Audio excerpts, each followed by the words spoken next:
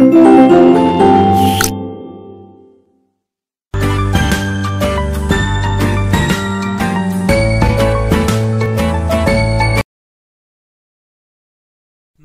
Good morning, सुप्रभात सभी प्यारे बच्चों। मैं विशाल शर्मा आप सभी का स्वागत करता हूं आपकी एसटी सोशल साइंस क्लास में। Today we study chapter number 1 our environment, unit second geography. आज हम ज्योग्राफी का पहला टॉपिक एनवायरनमेंट यहाँ पर स्टडी करेंगे। बहुत महत्वपूर्ण टॉपिक है, आप इसको बहुत ध्यान से स्टडी करें।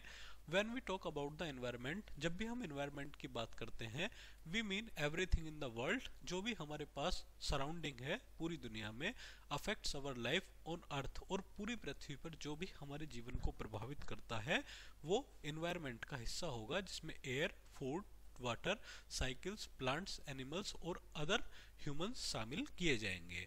Climate change is one of the really big environment change that is affecting the lives of people, animals and plants all over the world। यानी कि क्लाइमेट चेंज जो है आज बहुत बड़ा प्रभाव एनवायरनमेंट पर डाल रहा है, जिसका सब पूरी दुनिया पर बड़ा बड़ा प्रभाव पड़ता है। चलिए देखते हैं क्या है। Why do we need environment, क्यों हमें एनवायरनमेंट की जरूरत है। We get these from the planet on which we live. सबसे पहली बात तो हमें पता होना चाहिए कि एकमात्र प्लेनेट है जिस पर हम जीवन जी रहे हैं। We breathe oxygen from the air, air से हमें ऑक्सीजन मिलती है, यानी कि oxygen, water, food, shelter and warmth, 5 basic चीजें हमारी नीड है। We get water from the rain, हम रेन से पानी मिलता है हमें। फिल्स अवर लेक्स, जिसके कारण लेक्स, रिवर्स, क्रीक्स और मिलते हैं, विच store in dams, reserves and water tanks, जिसे हम डैम्स में, रिजर्वोयर्स में और वाटर टैंक्स में स्टोरेज कर लेते हैं। We get food from the plants, animals, fish and birds, हमें प्लांट्स से, एनिमल्स, फिश और बर्ड से पानी वी गेट फूड, भोजन मिलता है। वी गेट शेल्टर, हमें आवास चाहिए। From the materials we take our earth, from the earth and from plants that grow the earth to make our homes, यानी कि कुछ रिसोर्सेज हमें ऐसे मिलते हैं जो अर्थ से हमें मिलते हैं, जिनके माध्यम से हम अपने शेल्टर बना सकते हैं, घर बना सकते हैं। We get warmth from the sun, fire, power, electricity, gas, oil and our clothing, हमें सन, फायर, पावर सभी मिलती है। Apart from warmth and light from the sun, these all come from our planet, यानी कि जो warmth और light, सन, ये सभी हमें हमारे प्लैनेट्स में देखने के लिए मिलती हैं। But over the years the human population has grown and grown, मानव की जो जनसंख्या है वो बढ़ रही है। This had a huge impact on the environment of our planet, जिसके कारण हमारी जो पृथ्वी है या हमारे जो प्लैनेट है उस पर एक बड़ा प्रभाव पड़ रहा है। This impact has caused changes which have affected our atmosphere by polluting it, यानी कि too much smoke, carbon dioxide, other green houses as a methane, by making holes in the ozone layer which protects us from some harmful rays of the sun, यानी कि कुछ कारणों से पृथ्वी का जो natural structure है वो प्रभावित हो रहा है। Everyone who is living on the earth has some basic needs, प्रत्येक व्यक्ति जो पृथ्वी पर है उसकी कुछ ना कुछ बेसिक नीड है। Human have caused so many changes that many living things can not get what they need. Some of the changes have led to the extinction of many kinds of wildlife. We are beginning to realization that our basic human needs are being affected also. मानव के कुछ कामों से जो other animals हैं और human life है वो सभी चीजें प्रभावित हो रही हैं। चलिए नेचुरल एनवायरनमेंट हम देखते हैं, क्या क्या हमें नेचुरल एनवायरनमेंट में पढ़ना है। Land, water, air, etc 3 basic component हैं नेचुरल एनवायरनमेंट के, which from the physical environment, and plants and animals which from the biological environment, जिसमें हमें फिजिकल एनवायरनमेंट, प्लांट्स देखने के लिए मिलते हैं और एनिमल जो बायोलॉजिकल एनवायरनमेंट का हिस्सा होते हैं। These are termed as domains और realms of the earth. The solid crust of the earth is called lithosphere, जो पृथ्वी की सॉलिड जमीनी भाग है उसे हम लिथोस्फीयर बोलते हैं। वाटर बॉडीज को हम हाइड्रोस्फीयर बोलते हैं। The layer of air is called atmosphere, layer of air को हम एटमॉस्फेयर बोलते हैं। The living world where land, water and air interact with each other to support life is called the biosphere। और जहाँ जमीन, water और where land, water and air सभी तीनों इंटरेक्ट होते हैं उसे हम बायोस्फीयर बोलते हैं। तो एक एक करके हम यहाँ पर स्टडी करेंगे। सबसे पहले हम लिथोस्फीयर, यहाँ आप देख रहे हैं जमीन का बहुत बड़ा हिस्सा आपको एक फोटो के माध्यम से दिखाया गया है। क्या है lithosphere? Lithosphere word from the Greek word rocky sphere, rocky sphere से बना है। Is the solid outermost shell of rocky planet, यानी कि पहाड़ी चट्टान प्लेनेट का हिस्सा है।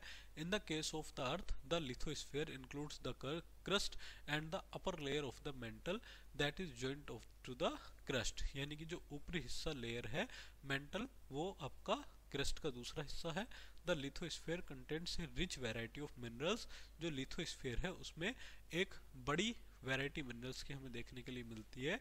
In addition it continuously interacts with the atmosphere and hydrosphere, यह कंटिन्यूअली इंटरेक्ट्स करती है एटमॉस्फेयर को और हाइड्रोस्फीयर को। चलिए देखते हैं।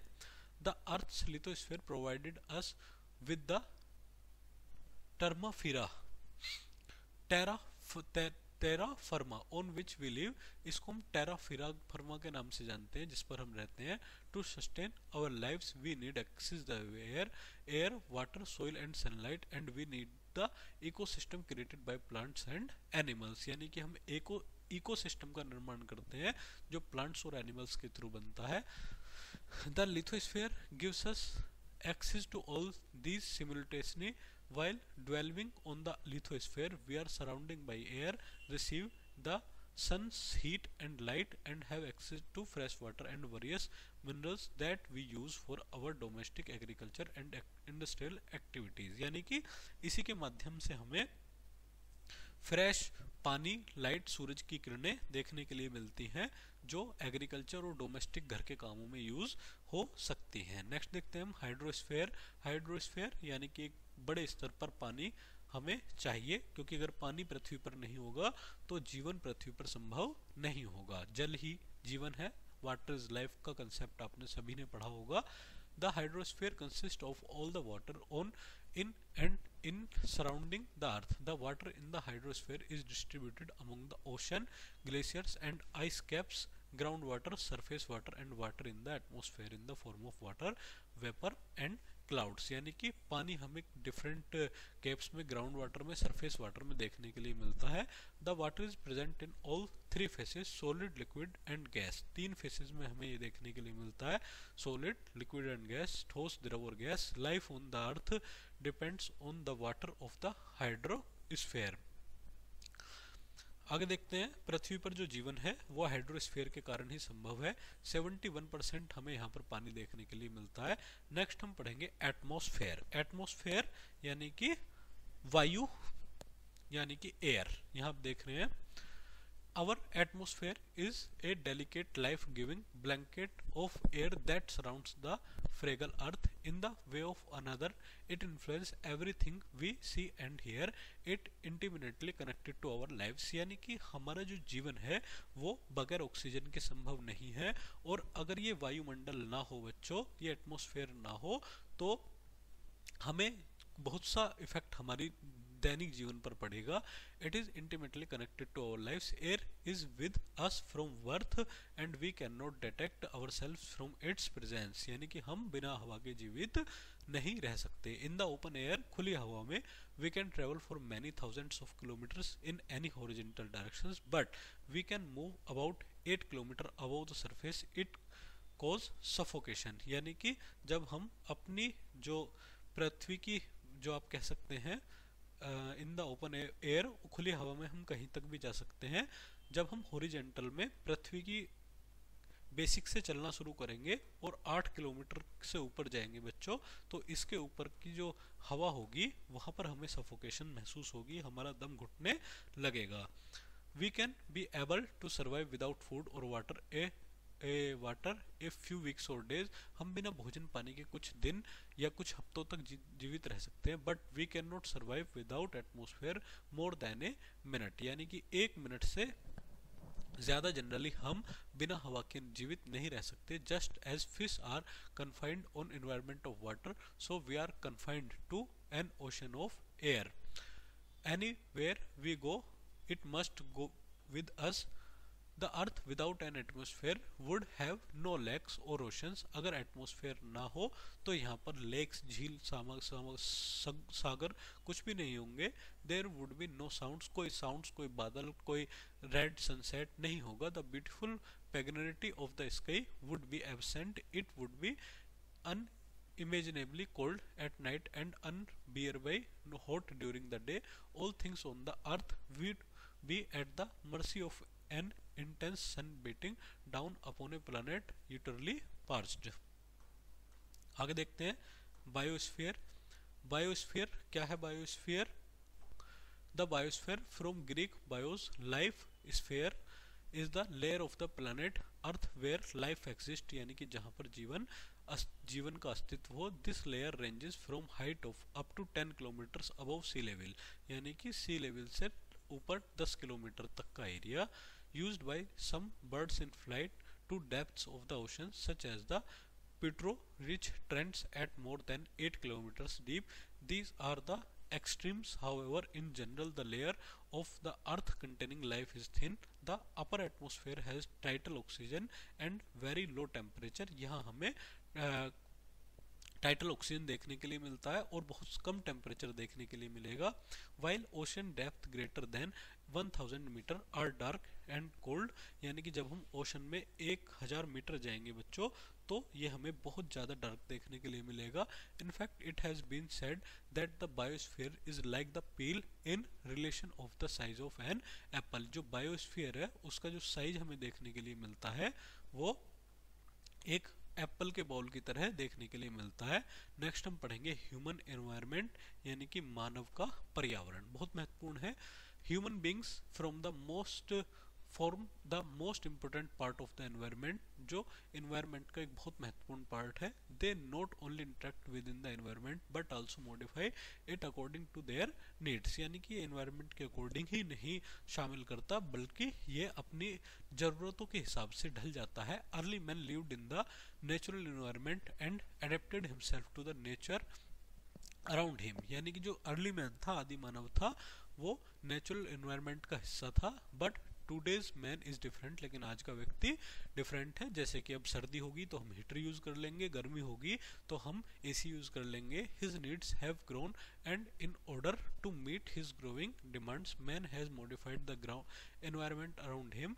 This has affected and changed several ecosystem, यानी कि ये इकोसिस्टम का एक भाग है. It has resulted in disturbing the ecological balance and degrading the environment. Environmental degradation has disastrous effects, यानी कि ह्यूमन के काम एक्ट्स की वजह से, काम की वजह से या ह्यूमन एक्टिविटीज़ की वजह से हमारा जो एनवायरनमेंट है वो काफ़ी प्रभावित हुआ है. Man must be sensitive to environmental issue and must learn to protect the environment. मनुष्य को एनवायरनमेंट के प्रति संवेदनशील होना चाहिए और एनवायरनमेंट से संबंधित फैक्ट्स को जरूर समझना चाहिए. He must maintain the balance between natural and human environment. मनुष्य को प्राकृतिक पर्यावरण और ह्यूमन एनवायरनमेंट के बीच में एक बैलेंस बनाकर रखना चाहिए. To live in harmony with nature he must use the resources wisely. उसे बुद्धिमत्ता से रिसोर्सेज का प्रयोग करना चाहिए. He must protect and preserve them for tomorrow. हमें केवल सभी रिसोर्सेज को आज ही खत्म नहीं करना बच्चों, हमें आने वाले कल तक के लिए अपने सभी रिसोर्सेज को बचाना है. चलिए बच्चों, आज की क्लास हम यही खत्म करते हैं. मिलते हैं जल्द ही एक नई क्लास में. तब तक के लिए थैंक यू वेरी मच.